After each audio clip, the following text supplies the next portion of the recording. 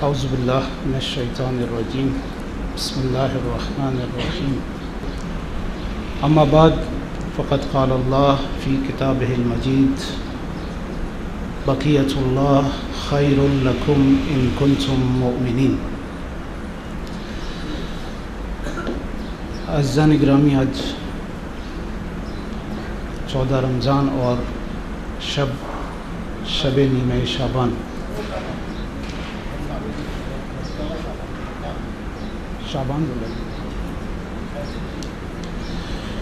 شب نیمہ شعبان، اور آپ جانتے ہیں کہ شب قدر کے بعد بافضیلت ترین شب۔ موضوع شب نیمہ شعبان نہیں ہے، لیکن جو موضوع ہے وہ نیمہ شعبان کی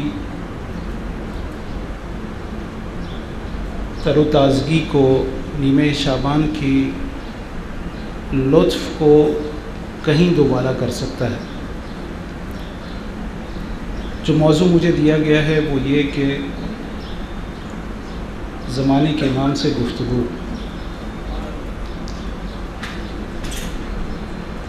شاید کسی کے ذہن میں سوال آئے کہ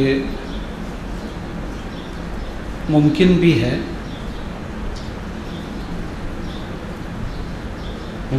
کہ ہم اپنے زمانے کے امام سے گفتگو کر سکیں۔ اگر خدا سے گفتگو کرنا ممکن ہے تو حجت خدا سے گفتگو کرنا کیوں ممکن نہ ہوگا؟ امام حسن مجتبیٰ علیہ السلام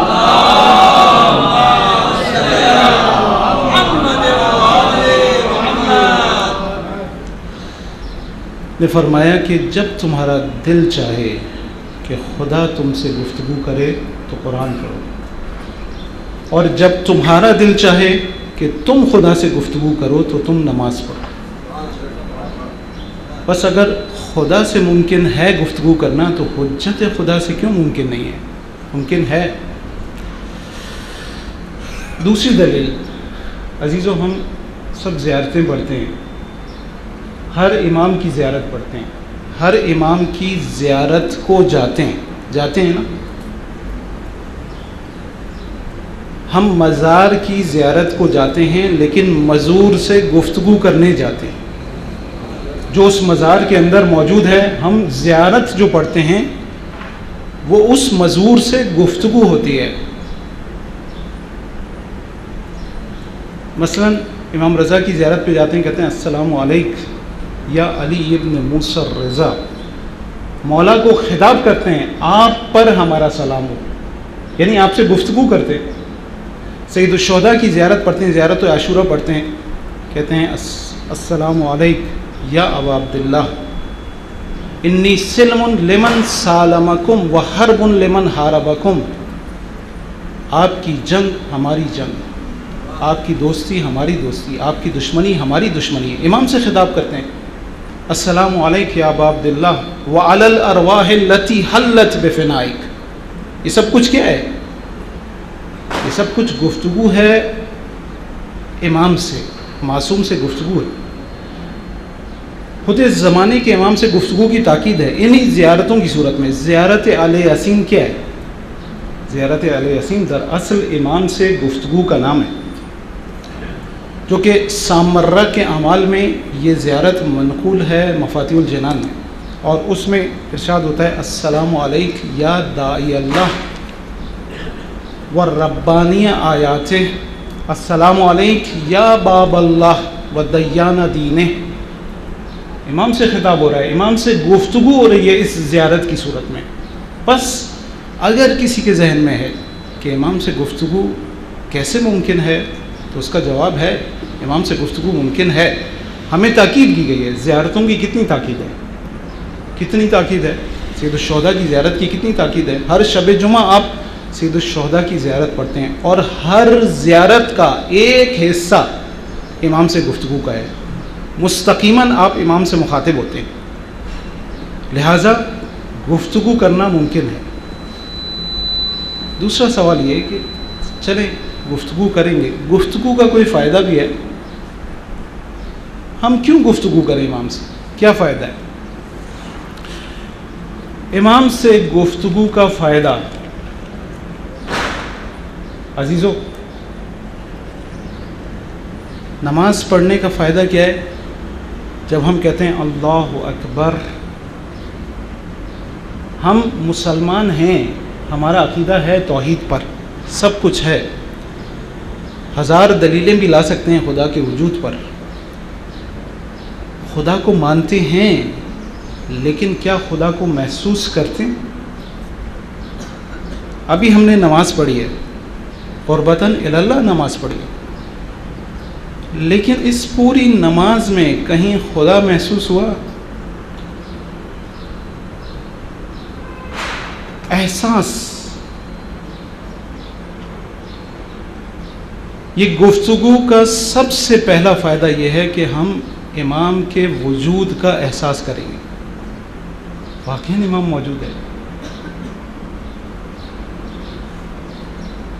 بہت سے لوگ یہ خیال کرتے ہیں امام غائب ہیں، یعنی امام غائب ہے.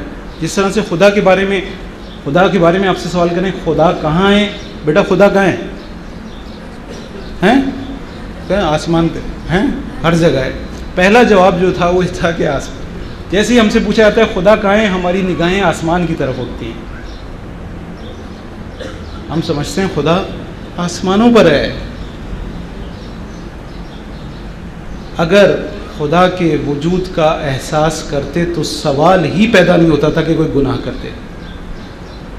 ایک چھوٹا سا بچہ موجود ہو، اس کے سامنے جب گناہ نہیں کرتے تو اگر پروردگار کے وجود کا احساس کرتے تو کیسے گناہ کرتے؟ اصل ممکن نہیں تھا کہ خدا کے وجود کا احساس کریں اور گناہ کریں. نہیں، جس طرح سے ہم نے خدا کو آسمانوں پر محدود کر دیا، اسی طرح سے حجت خدا کو یہ خیال کر لیا کہ وہ غائب ہے. غائب ہے یعنی اس کا ہم سے کوئی تعلق ہے ہی نہیں، وہ ہمیں دیکھ ہی نہیں رہا. لیکن عزیزو، ہم منتظر ظہور ہیں، امام کے ظہور کے منتظر ہیں، منتظر حضور نہیں ہیں.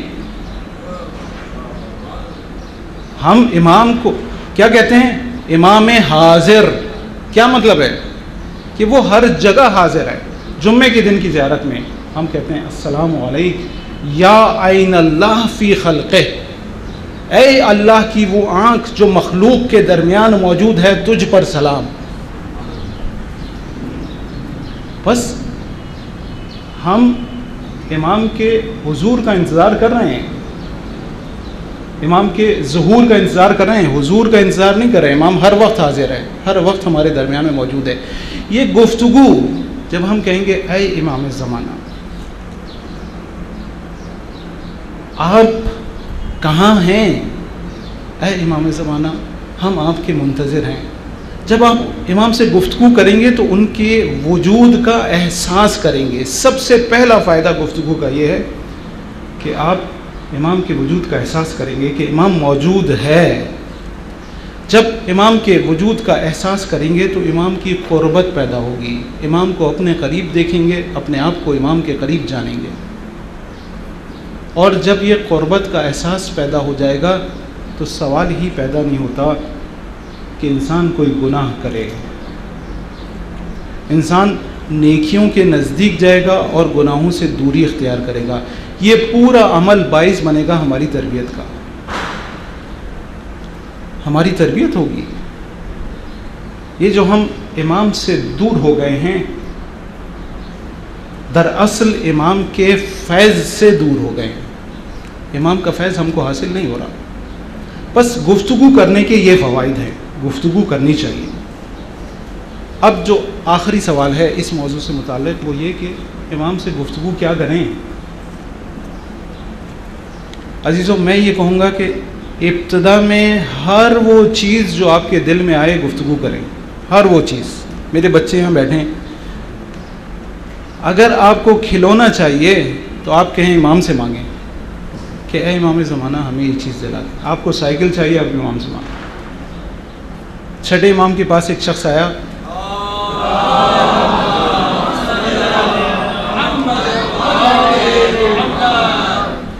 پوچھا امام آپ کے وسیلے سے، آپ کے ذریعے سے ہم کیا کچھ مانگ سکتے ہیں؟ امام نے کہا سب کچھ، حتیٰ گھر کا نمک بھی ہم سے مانگو، گھر کا نمک بھی ہم سے مانگو. آپ امام سے گفتگو، ہر وہ بات جو دل میں آتی ہے امام سے کریں، درد دل کریں. حتیٰ یہ کراچی کی مشکلات مسائل، گرمی ہے، لائٹ نہیں ہے، مولا لوڈ شیڈنگ بہت زیادہ، کریں. میں کہہ رہا ہوں جو دل میں آئے وہ بات کریں امام سے. وہ آپ کا امام ہے، حجت خدا ہے، اس سے جو دل میں آئے وہ گفتگو کریں. لیکن جو اصل سوال امام سے ہونے چاہیے، جو اصل گفتگو میں امام سے پوچھنا چاہیے وہ کیا ہے؟ وہ میں نے کچھ سوال یہاں لکھے ہیں، ہو سکتا ہے اس سے زیادہ ہیں، لیکن کیونکہ وقت زیادہ نہیں ہے اس لیے میں بہت زیادہ سوالات آپ کے سامنے بیان نہیں کر پاؤں گا. پہلا سوال یہ ہے کہ امام، ہم نے سنا ہے کہ من مات ولم یعرف امام زمانہ مات میتۃ جاہلیہ.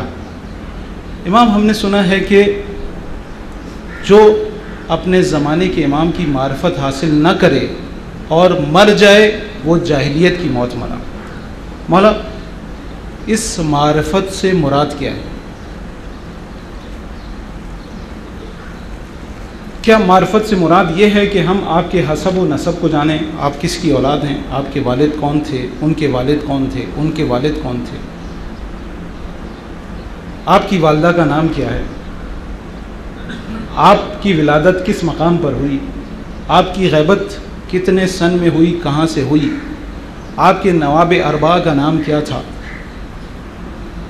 کیا معرفت سے مراد صرف یہ ہے یا نہیں؟ معرفت سے مراد کچھ اور ہے. اسی حدیث کے ذیل میں ہمارے اور آپ کے امام سید الشہداء امام حسین علیہ السلام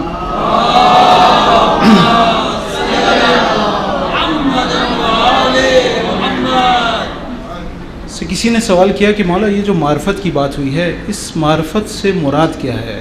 آپ نے فرمایا کہ اس معرفت سے مراد اپنے زمانے کے امام کی ایسی معرفت ہے جس میں انسان یہ جان لے کہ امام واجب الاطاعہ ہے،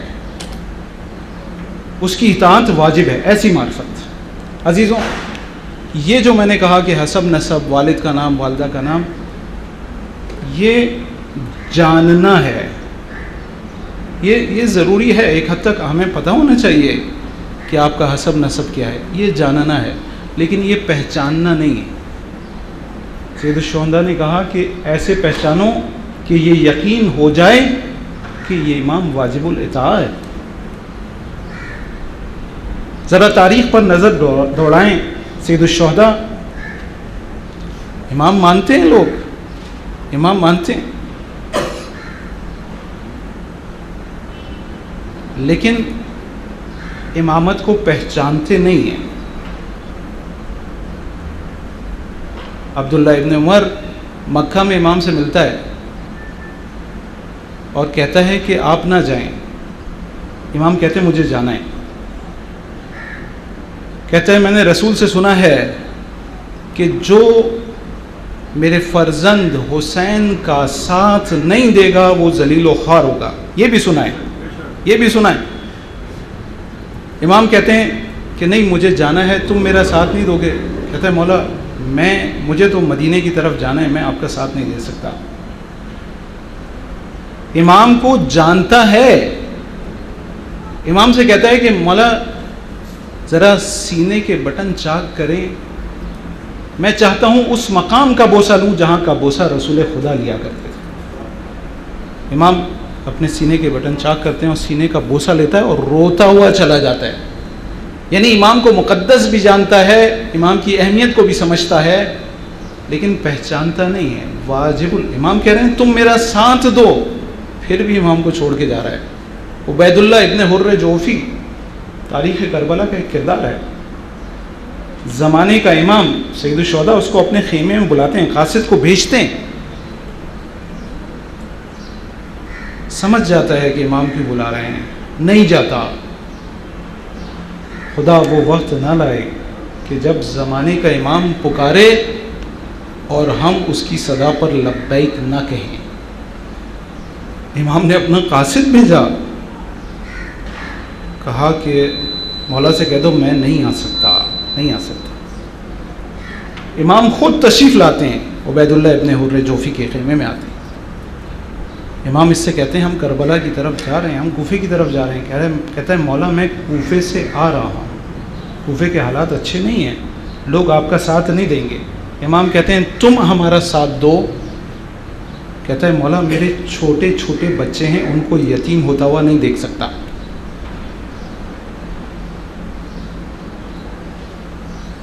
حسین کے بچے یتیم ہو جائیں، امام کے بچے یتیم ہو جائیں، اس کی کوئی پرواہ نہیں ہے، میرے بچے بچ جائیں۔ یہ کیسی معرفت ہے؟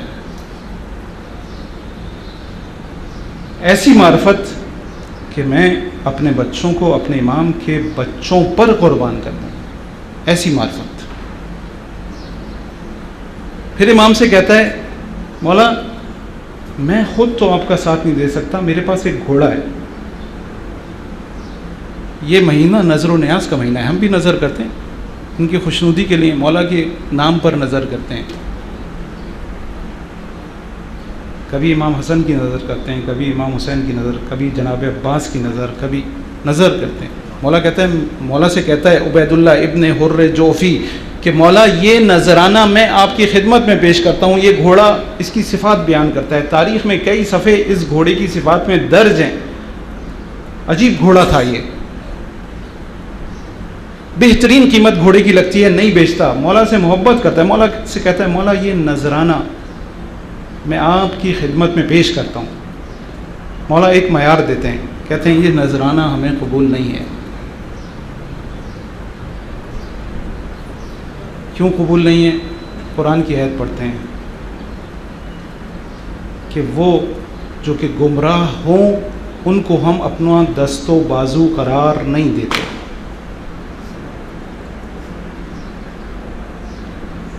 ہم گمراہ لوگوں کو اپنے ساتھ شامل نہیں کرتے، ان کے نذرانے قبول نہیں کرتے۔ یہ مولا نے ایک معیار دیا ہے۔ اب جو نظر کرے ذرا اپنے اعمال اور کردار کا جائزہ لے لے، اگر واقعاً ان کی خدمت میں پیش کرنا ہے تو ہمیں کیسا ہونا چاہیے، لیکن اگر دنیا کو دکھانے کے لیے کرنا ہے تو وہ آپ کی مرضی، وہ آپ کا فعل ہے، یہ سب کچھ آپ کے منہ پہ مار دیا جائے گا اگر یہ نظر نیاز اس لیے ہے تو۔ لیکن اگر ان کی خوشنودی کے لیے ہیں تو انہوں نے معیار دے دیا ہے کہ دیکھو گمراہ ہو کر اگر اپنے نذرانے ہماری طرف پیش کرو گے تو ہم قبول نہیں کریں گے۔ یہ معرفت اس لیے ہے کہ اگر وقت پڑ جائے تو بے چون و چرا اطاعت کریں۔ ایک شخص چھٹے امام جعفر صادق کی خدمت میں آتا ہے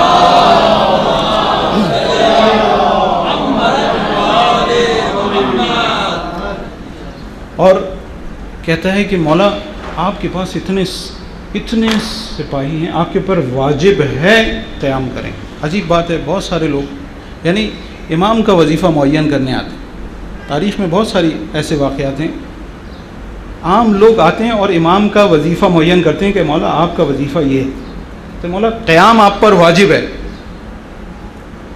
مولا کہتے ہیں کیوں؟ کہتے ہیں مولا 4000 تو آپ کے شاگرد ہیں، کتنے آپ کے ماننے والے ہیں، کتنے آپ پر جان چھڑکنے والے ہیں۔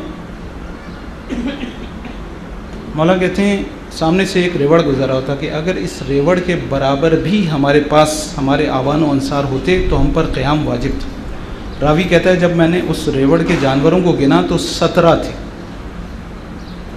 4000 شاگرد۔ میں نے خود تاریخی کتب میں 4000 شاگردوں کے نام دیکھے ہیں، یعنی آج بھی امام کے شاگردوں کے نام 4000 سے زیادہ لکھے ہوئے ہیں، موجود ہیں، اس میں شک نہیں ہے۔ کہ امام کے 4000 شاگرد تھے، لیکن وہ جو معرفت رکھتے ہوں، وہ جو آپ کو واجب الاطاعت سمجھتے ہوں، وہ کتنے تھے؟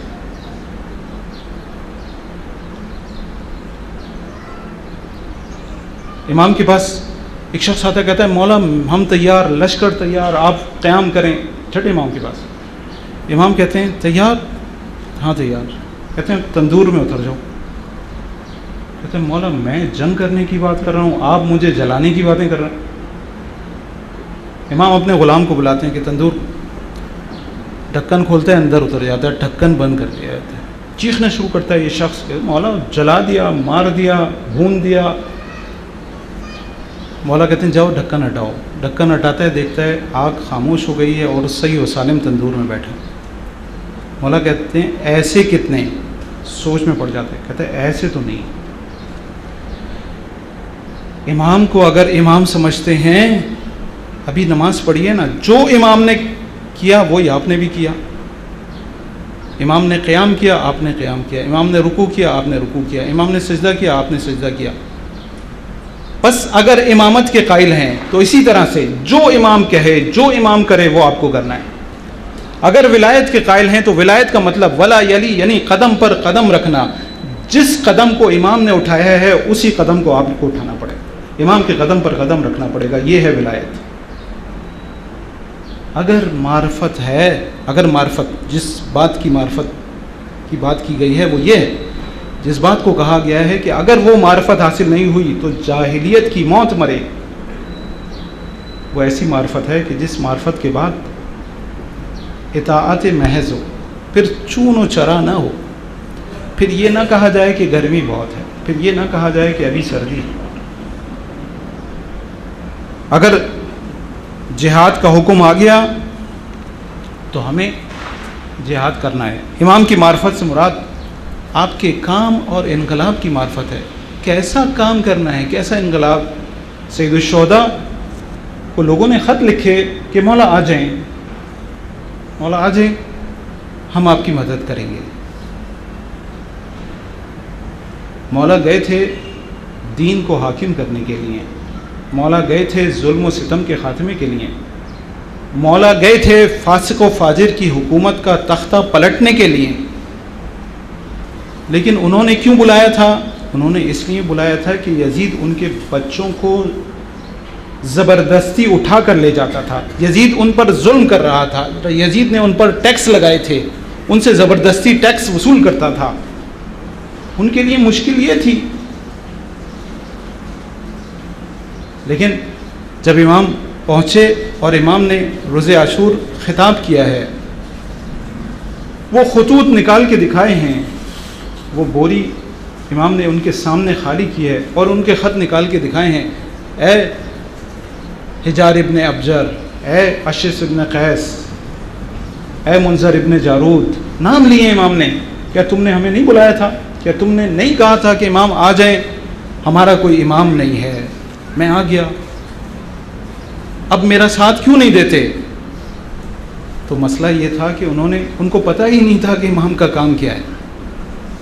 وہ یہ سمجھ رہے تھے کہ ہمیں ان یزیدی ٹیکسوں سے آزادی مل جائے گی، وہ یہ سمجھ رہے تھے کہ یہ ظلم ہو رہا ہے، ہم اس ظلم سے محفوظ رہ جائیں گے۔ لیکن جب انہوں نے دیکھا کہ اب تو ظلم اس سے بڑھ کر ہوگا، اب امام کا ساتھ دیں گے ہماری گردنیں کٹیں گی، وہیں سے اپنا ہاتھ اٹھا لیا۔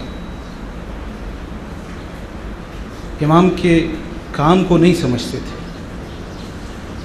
امام کی معرفت سے مراد یہ ہے کہ ہم یہ سمجھیں کہ امام کو کیا کام کرنا ہے۔ یہ انقلاب کس قسم کا انقلاب ہے؟ آج شاید ہم امام کے ظہور کی دعا اس لیے کرتے ہوں کہ لوڈ شیڈنگ بہت زیادہ ہے، شاید اس لیے ظہور کی دعا کرتے ہوں کہ پانی کا مسئلہ بہت زیادہ ہے، پانی نہیں آتا۔ یہ سب کچھ ملے گا، لیکن ہو سکتا ہے کہ ابتدا میں اس سے زیادہ مشکلات آئیں۔ ابتدا میں جب آپ امام کا ساتھ دیں تو اس سے زیادہ مشکلات میں گرفتار ہوں، لیکن جب انقلاب آئے گا تو ہر آسانی میسر آئے گی، آپ کو نہیں، دنیا میں ہر شخص کو آسانی ملے گی۔ فرج کا مطلب ہی ہے، لیکن اس فرج کو حاصل کرنے کے لیے آپ کو زحمت برداشت کرنی پڑے گی، آپ کو قربانی دینی پڑے گی۔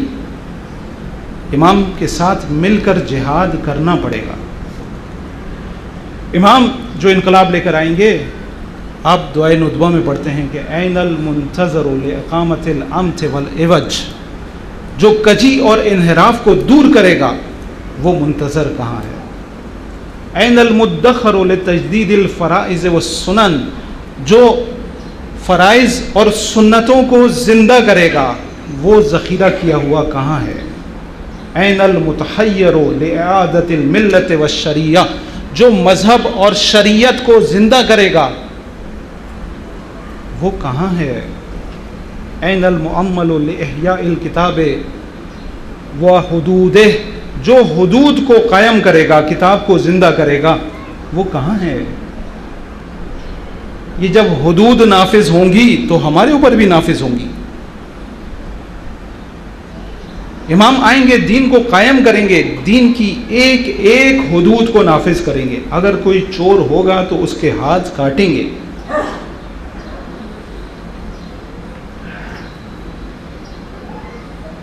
جس پر جو حد آئے گی، امیر المومنین کے دور میں ایسے ہی ہوا۔ بہت سارے لوگ، نجاشی شاعر، امام کا عاشق، امام کی مدح میں دیوان کہنے والا، ماہ رمضان میں شراب پیتا ہے۔ شراب کی سزا 80 کوڑے۔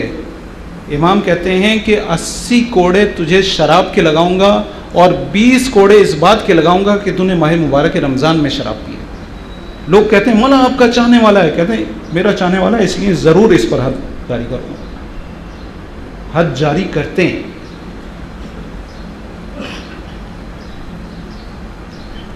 بس امام کا انقلاب ایسا انقلاب ہے، دینی انقلاب ہے۔ اگر ہم امام کی معرفت حاصل کریں تو یہ جان لیں کہ یہ انقلاب کی نوعیت کیا ہوگی، یہ انقلاب کیسا ہوگا۔ بس اگر ہمارا امام سے سوال ہوگا امام ہم کون سی معرفت، کیسی معرفت حاصل کریں، تو جواب یہ ہوگا۔ دوسرا سوال، مولا ہم آپ کو دیکھنا چاہتے ہیں۔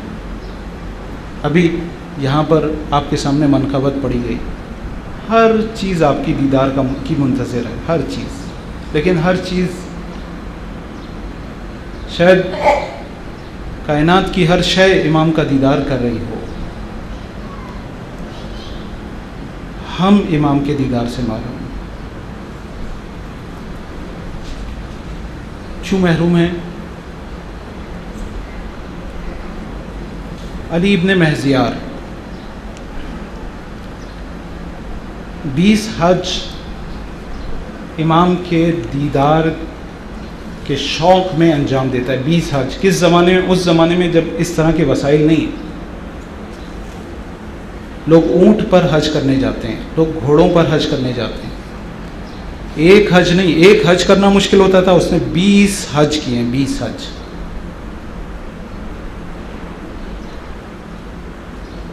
بیسویں حج میں قاصد آتا ہے اور اس کو لے کر جاتا ہے، اور راستے میں پوچھتا ہے کہ من الذی ترید، کیا چاہتے ہو؟ کہتا ہے کہ انا ارید امام المحجوب عن العالم، کہ میں زیارت کرنا چاہتا ہوں اس امام کی جو عالم سے پنہا ہے۔ قاصد جواب دیتا ہے کہ ما هو المحجوب عن العالم، کہ کوئی عالم سے چیز پنہا نہیں ہے، ولیکنہ، لیکن تمہارے گناہ تمہارے امام کے درمیان رکاوٹ ہے،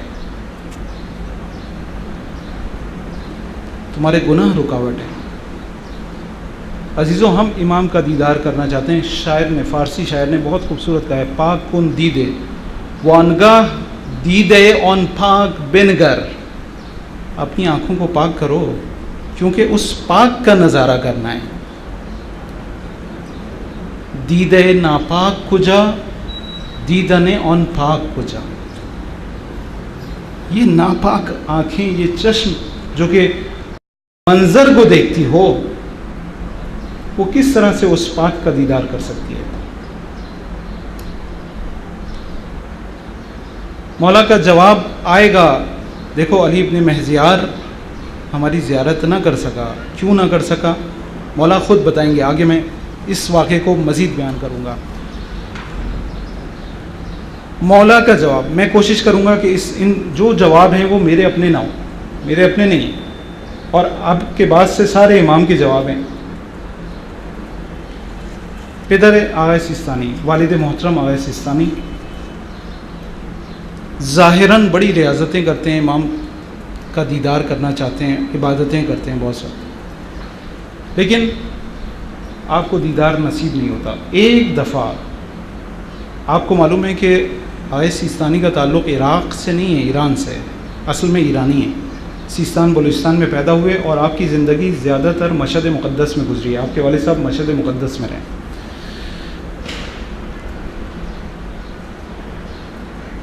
منتظر ہیں، دیدار کا شوق ہے۔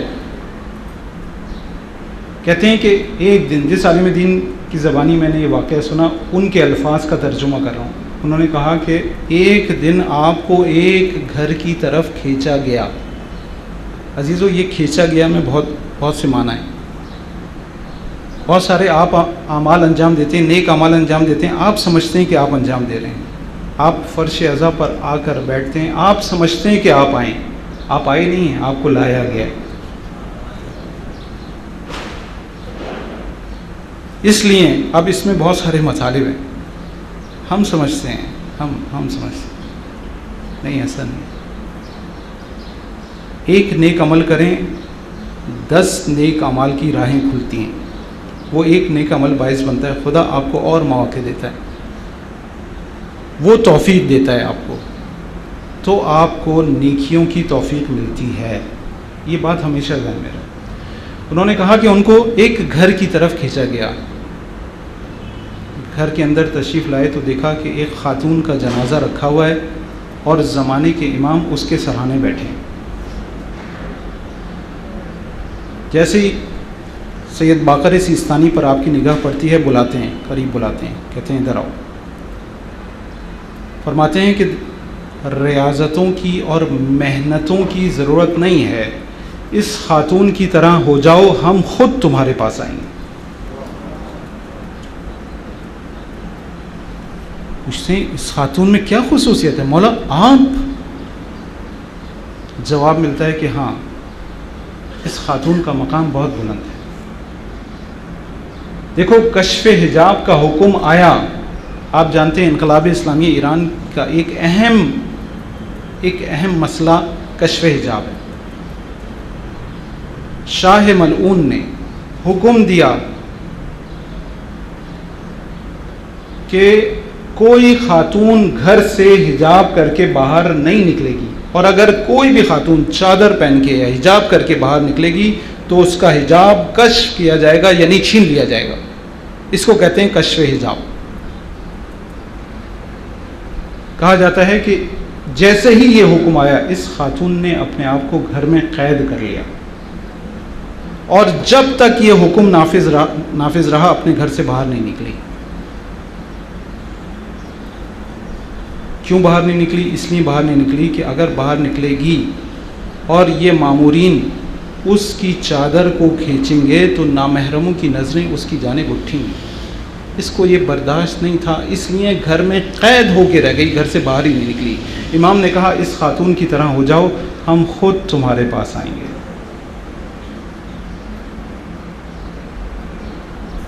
سوال یہ ہے نا، امام سے سوال ہے کہ مولا آپ کا دیدار کیسے کریں؟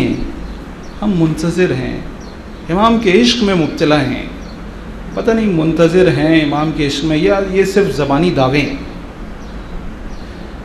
امام کہتے ہیں دیکھو میرا دیدار کرنا چاہتے ہو، اس خاتون کی طرح ہو جاؤ، میں خود تمہارے پاس آؤں گا۔ دوسرا واقعہ، ایک قفل ساز، ظاہراً عراق کے بازار میں ایک قفل ساز ہے۔ ایک شخص بہت امام سے دعا کرتا ہے کہ امام آپ کا دیدار نصیب ہو جائے۔ ایک وقت ایسا آتا ہے کہ امام کہتے ہیں کہ بازار میں فلاں قفل ساز کی دکان پر آ جاؤ، ہم وہاں موجود ہوں۔ دوڑا دوڑا جاتا ہے بازار میں، اس قفل ساز کی دکان پر پہنچتا ہے، دیکھا امام وہاں بیٹھے۔ امام کہتے ہیں کہ دیکھو اس قفل ساز کی طرح ہو جاؤ، ہم خود تمہارے پاس آئیں گے۔ مولا اس قفل ساز میں کیا خصوصیت ہے؟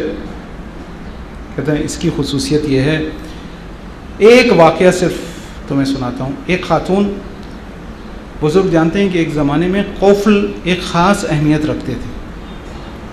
قفل مخصوص قسم کے ہوتے تھے، ان کی اپنی قیمت ہوتی تھی، اور نادر قفل بھی ہوتے تھے جن کی قیمتیں بہت زیادہ ہوا کرتی تھیں. ایک خاتون جو ضرورت مند تھی، اس کو اپنی ضرورت پورا کرنے کے لیے قفل کو بیچنے کی ضرورت پڑی. بازار میں آئی، سب سے پوچھا، آخر میں اس قفل ساز کے پاس آئی اور اس سے کہا کہ اس قفل کی قیمت کتنی لگاؤ گے؟ یہ اس قفل کو دیکھتا ہے اور اچھی طرح سے دیکھنے کے بعد کہتا ہے اس قفل کی قیمت 10 ریال ہے. خاتون حیرت سے کہتی ہے کہ کیا تمہارا دماغ خراب ہو گیا ہے؟ میں پورے بازار گھوم کے آ رہی ہوں، کسی نے بھی 5 ریال سے زیادہ اس کی قیمت نہیں لگائی. دکاندار کہتا ہے کہ دراصل اس کی قیمت 15 ریال ہے، لیکن کیونکہ یہ قفل کچھ خراب ہے اس لیے اس کی مرمت کی قیمت 2 سے 3 ریال آئے گی. میں نے 2 ریال اپنے استفادے کے لیے رکھے ہیں، اس لیے میں نے تم سے کہا کہ 10 ریال ہے، 3 ریال اس پہ خرچ آئے گا اور 15 ریال کا یہ بکے گا.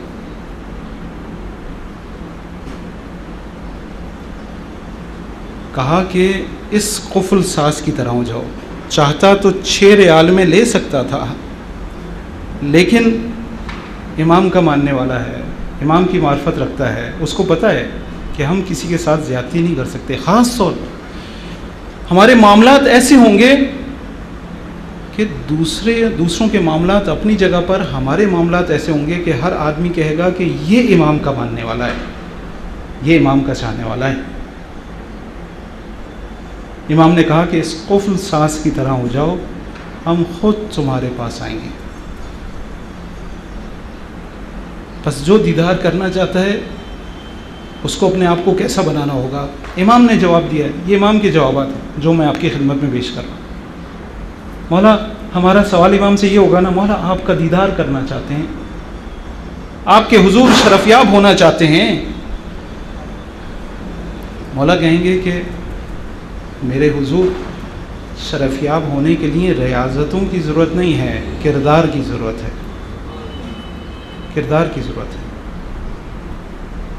گفتم کہ روی پاکت از من چرا نہانست، میں نے کہا کہ آپ کا روی پاک، آپ کا چہرہ مقدس ہم سے کیوں پنہا ہے؟ گفتہ تو خود حجابی ورنہ رخم یانست. جواب آیا کہ حجاب تو خود ہے، ورنہ میرا رخ، میرا چہرہ عیان ہے، ظاہر ہے. آئے قاضی طباطبائی عارف زمان، کسی نے عرفا سے اکثر یہ سوال ہوا ہے، کسی نے آپ سے سوال کیا کہ کبھی آپ امام کے حضور شرفیاب ہوئے ہیں؟ تو آپ نے بڑا عجیب جواب دیا کہ ہم امام کے حضور سے غائب ہی کب ہوئے تھے جو امام کے حضور شرفیاب ہوں گے. یعنی ہمیشہ ہمیشہ امام کے حضور حاضر رہنے والے لوگ بھی موجود ہیں. یعنی ان کو یہ توفیق حاصل ہوئی ہے کہ ہر لمحہ امام کے حضور شرفیاب ہو رہے ہیں. بس امام سے اگر سوال ہوگا کہ امام ہم کیسے آپ کا دیدار کر سکتے ہیں، تو جواب یہ ہے. امام سے ہم سوال کریں گے، امام ہم آپ کے منتظر ہیں، ہم حقیقی منتظر کیسے بن سکتے ہیں؟ عزیزو، مجھے نہیں سمجھ میں آتا ہم منتظر ہیں یا ہمارا امام منتظر ہے. جب ہم کہتے ہیں نا ہم منتظر ہیں، ذرا اپنے انتظار کا جائزہ لیجئے. آپ کا رشتہ دار، آپ کا عزیز کچھ دنوں کے لیے باہر چلا جائے اور آپ اس کا انتظار کریں تو آپ کی کیفیت کیا ہوتی ہے؟ بے چینی ہوتی ہے، اضطراب ہوتا ہے. اس طرح کی، میں کہتا ہوں اس سے زیادہ نہیں، اس سے زیادہ کا مطالبہ نہیں ہے. اتنی بے چینی، اتنا اضطراب جو کہ اپنے رشتہ دار کے لیے ہوتا ہے، کیا اتنا اضطراب امام کے لیے ہے؟ تو ہم اپنے آپ کو منتظر کہہ سکتے ہیں؟ یہ علی ابن مہذیات جب امام کی خدمت میں گیا تو جیسے ہی امام کی خدمت میں پہنچا، امام نے اٹھ کر کھڑے ہو کر اس سے پہلا سوال کیا، علی ابن مہزیار اتنی دیر کیوں لگا دی؟ قد نتوقعک لیلا و نہارا، اے علی ابن مہزیار ہم صبح و شام تمہارے منتظر تھے۔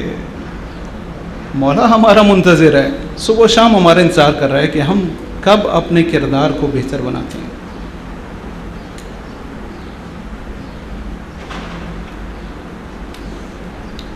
مولا میں آیا تھا، علی ابن مہزیار، مولا میں آیا 1 سال 2 سال 19 سال آیا، مولا میں آیا، آپ کا قاصد نہیں آیا۔ علی ابن مہزیار نے کہا مولا آپ کا قاصد نہیں آیا، مجھے کیا معلوم آپ کہاں تھے؟ جیسے یہ سنتے مولا قاصد نہیں آیا، اپنا چہرہ زمین کی طرف جھکا دیتے ہیں اور اپنی انگلی سے زمین پر خط کھینچنا شروع کرتے ہیں،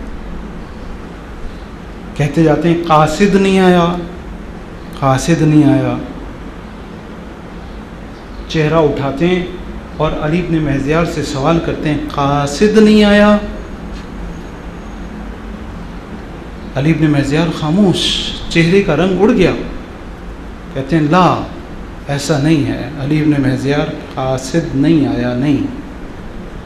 پھر جواب دیتے ہیں لکنکم کثرتم الاموال، اے علی ابن مہزیار قاصد آیا نظر نہیں آیا، تمہارا مسئلہ یہ تھا کہ تم اموال کو جمع کرنے میں مشغول تھے، تم میری فکر میں کہاں تھے؟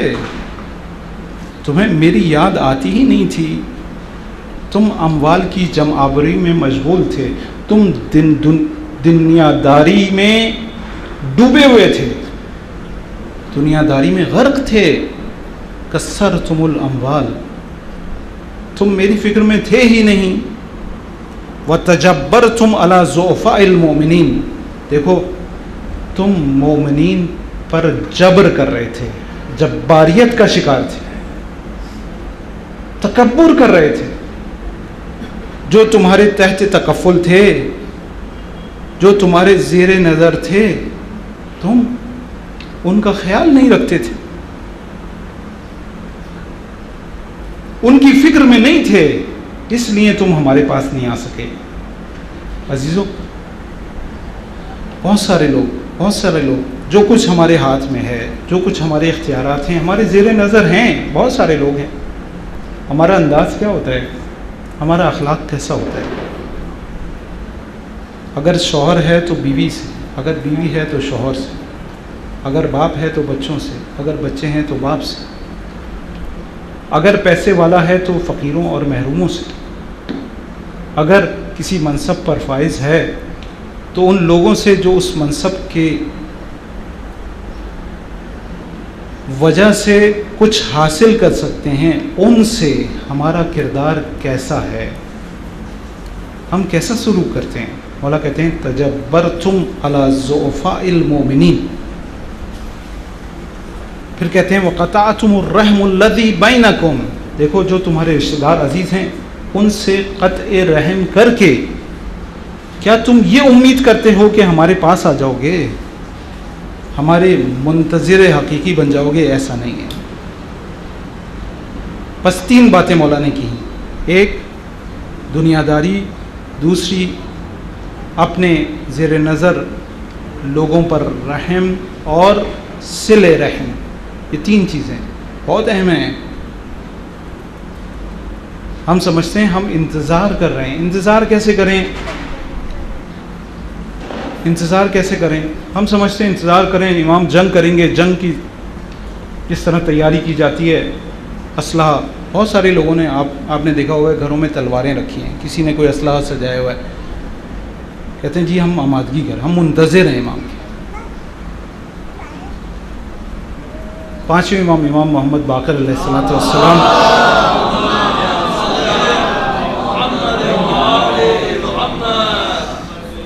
کے پاس آتا ہے، کہتا ہے مولا کوفہ تیار ہے۔ اب وہ تاریخ ہے پوری کوفے کی جو کہ 5ویں امام کے دور میں تھی۔ آپ جانتے ہیں کہ انقلاب در انقلاب، انقلاب در انقلاب آتا ہے امام کی خدمت میں مدینہ میں، کہتا ہے مولا کوفہ تیار ہے، آپ آئیں قیام کریں۔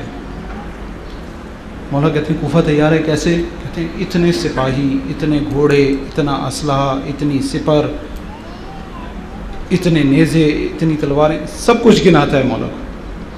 مولا کہتے ہیں تیار ہے؟ کہتے ہیں مولا کہتے ہیں کیا کوفے کے لوگ اس مقام پر ہیں کہ اگر کسی مومن کو ضرورت پڑے تو وہ اپنی ضرورت کو مومن کی جیب میں ہاتھ ڈال کر پورا کر لے؟ سوچ میں پڑ جاتا۔ کہتے ہیں مولا ایسی تو تیاری نہیں ہے، ایسی آمادگی نہیں ہے۔ مولا کہتے ہیں کیوں؟ کہتے ہیں اپنا مال کسی کو نہیں دے سکتے۔ امام فرماتے ہیں کہ جو اپنا مال نہ دے سکے وہ اپنی جان کیا دے گا۔ ان ہستیوں کا ہم سے تقاضا ہے، جو ہمارا مال ہے اس میں سے ان کا حق بھی ہے۔ ان کی یہ تاکید ہے کہ دیکھو ضعفاء کا، محروموں کا، غریبوں کا خیال رکھو۔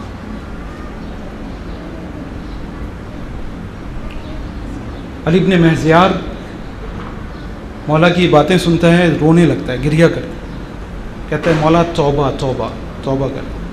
مولا خود بھی توبہ کرتا ہوں، اپنے زمانے کے لوگوں کی جانب سے بھی توبہ کرتا ہوں۔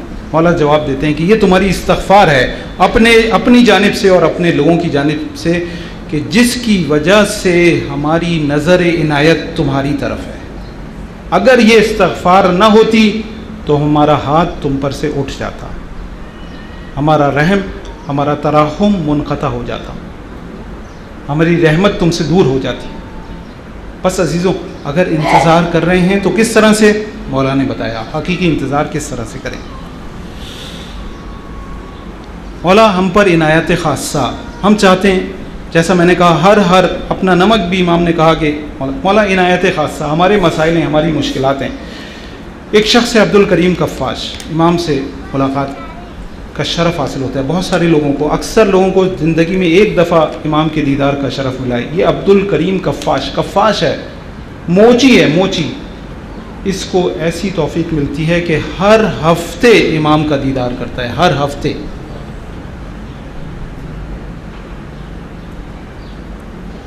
امام ایک وقت آتا ہے کہ اس کا گھر کرایہ دار ہے، اس کے گھر کا سامان کرایہ دار مالک مکان نکال کے باہر پھینکتا ہے۔ امام کی خدمت میں روتا ہوا جاتا ہے، مولا کہتے ہیں دیکھو عبد الکریم ہم سے دنیا نہ مانگو۔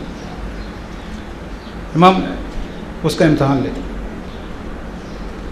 اور پھر مولا کہتے ہیں دیکھو ہمارے پر اہل بیت پر یہ مظالم ہوئے، یہ مظالم ہوئے۔ تو عجیب جملہ امام سے کہتا ہے مولا آپ لوگوں پر ہر ظلم ہوا لیکن آپ لوگ کرایہ دار نہیں رہے، جو مالک مکان کا ظلم آپ پر ہوتا۔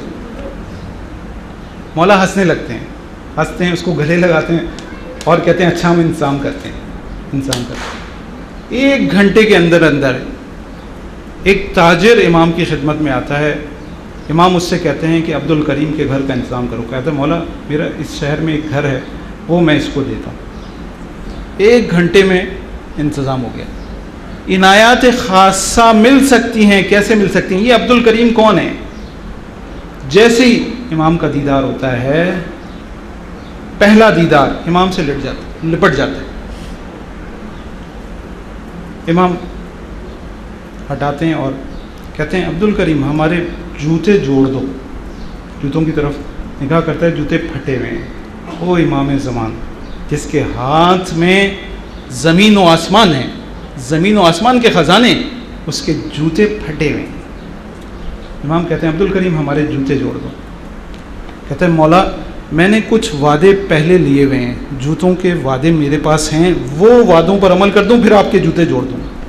تھوڑی دیر بعد پھر امام کہتے ہیں عبد الکریم ہمارے جوتے جوڑ دو۔ کہتے ہیں مولا شرمندہ ہوں، ہاتھ جوڑ دو، مولا شرمندہ ہوں، وہ وعدہ پورا کر دوں، وہ وعدے جو جوتوں کے پورے کر دوں۔ پھر امام تیسری دفعہ جب کہتے ہیں تو کھڑا ہوتا ہے، امام سے لپٹ جاتا ہے اور امام کو دباتا ہے اور زار گریہ کرتا ہے، امام شرمندہ ہوں، میں کیا کروں؟ پہلے اپنے وعدوں کو پورا کروں گا، پھر آپ کے جوتے جوڑوں گا، شرف ہے میرے لیے آپ کے جوتوں کو جوڑنا۔ امام ہٹاتے ہیں اور کہتے ہیں کہ عبد الکریم تمہارا امتحان لے رہے تھے۔ اے عبد الکریم جان لو کہ تم لوگ ہمیں اپنی ذات کے لیے نہیں چاہیے ہو، تمہیں دین کے لیے چاہیے ہو۔ دینداری پر عمل کرو گے ہم خوش ہوں گے. دیکھو جو وعدہ کیا ہے اس پر عمل کرو. ہم تمہیں تاکید کرتے ہیں کہ اپنے وعدوں کی پابندی کرو. اگر چاہتے ہیں عنایت خاصہ حاصل ہو تو اس طرح سے حاصل ہوگی. دیندار بن جائیں, اپنے معاملات کو صحیح کریں, وعدوں پر عمل کریں. امام کا دیدار بھی نصیب ہوگا, امام کی عنایت خاصہ بھی آپ کو ملے گی. مولا آپ کا ظہور, آخری سوال, مولا آپ کا ظہور کیسے ممکن ہے, کیا کریں؟ ایک توقیع مولا نے لکھی ہے. عزیزو, ہم سب خدا کے سامنے ہم نے عہد لیا ہے. علم آحد یا بنی آدمہ, سورہ یاسین کی 60ویں اور 61ویں آیت ہے. ان لا تعبد الشیطان, یہ ہم سے عہد لیا گیا ہے. جس عہد کو زمین و آسمان اور پہاڑوں نے لینے سے انکار کیا. ان لا تعبد الشیطان, شیطان کی عبادت نہیں کریں گے. وَأَنِعْبُدُونِي هَذَا صِرَاطٌ مستقیم, اور صرف میری عبادت کرو گے, یہی صراط مستقیم ہے. یہ ہمارا عہد ہے. اور ایک عہد ہم نے اپنے ائمہ سے لیا ہے کہ اس توحید کے نفاذ میں, اس دین کے نفاذ میں ہر طرح سے اپنے ائمہ کا ساتھ دیں گے, اپنے زمانے کے امام کا ساتھ دیں گے, اور ان کا ساتھ کسی بھی صورت میں نہیں چھوڑیں گے. یہ ہمارا عہد ہے اپنے ائمہ سے. شیخ مفید, مولا آپ کا ظہور کیسے ہوگا؟ شیخ مفید کو ایک توقیع لکھی مولا نے, اے کاش ہمارے شیعہ. پھر امام دعا کر دیتے ہیں, وفقہم اللہ علی طاعتہ, خدا کی اطاعت میں خدا ان کو کامیاب کرے. یہ دعا دینے کے بعد کہتے ہیں, اے کاش ہمارے شیعہ اپنے عہد کو پورا کرنے میں آپس میں ہم دل ہوتے, آپس میں متحد ہوتے, تو ہمارا دیدار ان سے دور نہ ہوتا. مولا کا ظہور کیسے ہوگا؟ جب ہم اس عہد پر آ جائیں گے جو ہم نے خدا سے کیا ہے اور اپنے ائمہ سے کیا ہے, اور آپس میں متحد ہو جائیں گے, تو مولا کہتے ہیں کہ ہمارا ظہور بھی ہو جائے گا. بس عزیزو, جب امام سے گفتگو کریں تو یہ سوال ہوں گے اہم, لیکن میں آپ سے کہتا ہوں جو سوال امام سے کرنا ہے, جو گفتگو آپ کو امام سے کرنی ہے آپ کریں. یہ ہمارا حق ہے, ہمارا امام ہے, حجت خدا ہے. ہر روز کچھ وقت نکال لیں. میں کہتا ہوں 1 گھنٹہ نہ صحیح, 5 منٹ نکال سکتے ہیں. صبح کی نماز کے بعد جو کہ وقت ہے امام سے گفتگو کرنے کا. بعض عرفاء یہ کہتے ہیں کہ ہر روز امام اپنے چاہنے والوں کے گھروں پہ آتے ہیں, اور وہ وقت وہ ہے طلوع فجر, یعنی نماز فجر کا وقت, طلوع صادق سے لے کر طلوع آفتاب تک. یہ 1-1.25 گھنٹہ نماز فجر کے بعد, تعقیبات کے بعد 5 منٹ امام سے گفتگو کریں. جو کچھ آپ پر مشکل آئی ہے وہ سب امام کے سامنے بیان کریں. دیکھیں آپ کی روح پر, آپ کے قلب پر کیسی تاثیر ہوتی ہے. دیکھیں اس جانب سے کس طرح سے عنایات آپ کی طرف متوجہ ہوتی ہیں. اس کے مثبت اثرات آپ کی تربیت پر کیا پڑتے ہیں. اگر ہم 5 منٹ بھی اپنے امام سے گفتگو کے لیے نہیں نکالیں گے تو پھر کیا کریں گے؟ پھر کیسے منتظر ہیں؟ کیسے منتظر ہیں؟ روزانہ 5 منٹ نکالیں, لیکن آج کی شب خاص شب ہے اپنے امام سے گفتگو کی. تمام اعمال جو مفاتیح میں موجود ہیں, دعائے کمیل کی تاکید ہے آج کی شب میں, سب کچھ کریں, لیکن کچھ وقت 1 گھنٹہ 1 ساعت کچھ چند ساعتیں گفتگو کریں اپنے امام سے. پورے سال جو بھی گزرا ہے, جو مصیبتیں گزری ہیں, ان سب پر امام سے گفتگو کریں. لیکن جب اپنی مشکلات, اپنے مسائل بیان کریں تو عزیزوں اجتماعی مشکلات بھی بیان کریں. آپ کے ملک میں جو سازشیں ہو رہی ہیں, جو تشیع کے خلاف مصیبتیں توڑی جا رہی ہیں، ان سب پر امام سے گفتگو کریں۔ آج پاکستان میں تشیع مشکلات کا شکار ہے، بڑی بڑی سازشیں پاکستان میں تشیع کے لیے تیار کی گئی ہیں۔ بعض شہر ایسے ہیں کہ جہاں سے تشیع کو ختم کر دیا گیا ہے، ڈیرہ اسماعیل خان، پشاور شہر، پری پلانڈ ہے، یہ سب کچھ سوچی سمجھی سازش ہے، یہ سب کچھ ہو رہا ہے۔ آج کی شب خصوصاً اس ظلم پر امام سے بات کریں۔ دنیا میں ہونے والے مظالم، عراق میں جو کچھ ہو رہا ہے، شام کے مومنین جس مصیبت میں گرفتار ہیں، یہ داعش کا فتنہ جس طرح سے ہم پر مسلط کیا گیا ہے، اسی طرح سے دیگر مشکلات کی امام سے شکایت کریں، امام سے گفتگو کریں، فرج کی امام سے دعا کریں۔ جس طرح سے ایک چھوٹا بچہ ضد کرتا ہے اس طرح سے ضد کریں امام کے آنے کی۔ امام آپ تشریف لائیں، وہ ہمارا حقیقی باپ ہے، ابوت حقیقیہ امام کو حاصل ہے۔ جس طرح سے ایک باپ سے بچہ ضد کرتا ہے اس طرح سے اپنے امام سے ضد کریں، امام آ جائیں، گریہ کریں، گریہ وزاری کریں، روئیں۔ یہ عبد الکریم کے کفاش، اس کو یہ جو زیارت نصیب ہوئی تھی ہر ہفتے، اس لیے نصیب ہوئی تھی، خواب میں رسول خدا کو دیکھتا ہے، آپ کی زیارت نصیب ہوتی ہے، کہتا ہے مولا اے رسول خدا، آپ کے فرزند کی زیارت کرنا چاہتا ہوں، زندگی میں ایک ہی خواہش ہے۔ کہا کہ اگر میرے فرزند مہدی کی زیارت چاہتے ہو تو میرے فرزند حسین پر صبح و شام گریہ کرو۔ 1 سال تک صبح و شام امام کی مصیبت پر گریہ کرتا ہے، اور امام کے ساتھ اس مصیبت میں شامل ہو جاتا ہے۔ کیوں عزیزو، آپ جانتے ہیں کہ آپ کا مولا اور آقا صبح و شام اپنے جد کی مصیبت پر گریہ کرتا ہے۔ وَلَأَنْدُبَنَّكَ صَبَاحًا وَمَسَاءً، صبح و شام مولا اپنے جد کی مصیبت پر گریہ کرتا ہے۔ یہ عبد الکریم کفاش ہم آہنگ ہو گیا اس گریے میں، اس لیے اس کو یہ توفیق ملی کہ ہر ہفتے امام کی زیارت نصیب ہوتی تھی۔ خدا سے دعا ہے کہ خدا ہمیں توفیق دے کہ ہم حقیقی معنی میں امام کا انتظار کر سکیں۔ اے خدا ہمیں توفیق دے کہ ہم آپ کے نورانی نور سے فیضیاب ہو سکیں۔ اے خدا آپ کے دیدار کی توفیق ہمیں نصیب فرما۔ اے خدا ہمیں اس قابل بنا دے، اے خدا ہمیں اس قابل بنا دے کہ ہمارے مولا اور آقا کا دل ہم سے راضی اور خوشنود ہو جائے۔ اے خدا ہمیں توفیق دے کہ گناہ ہماری زندگی سے ختم ہو جائیں، ہر نیکی ہماری زندگی میں آ جائے۔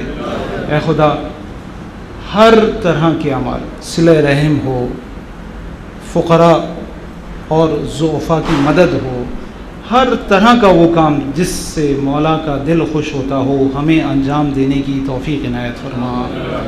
اے خدا ہمارے مرحومین جو اس دنیا سے جا چکے ہیں ان کو جوار سید الشہداء میں جگہ عنایت فرما۔